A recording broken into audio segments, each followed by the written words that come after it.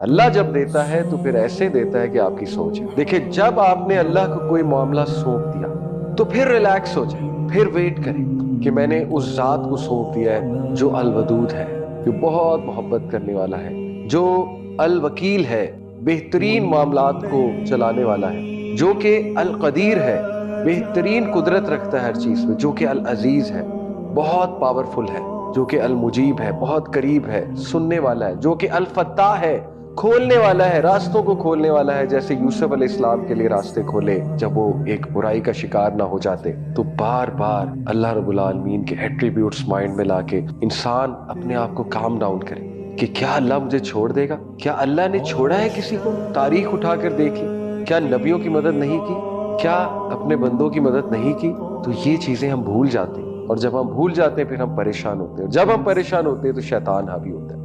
تو اللہ کے بارے میں کبھی نیگیٹو نہ ہو.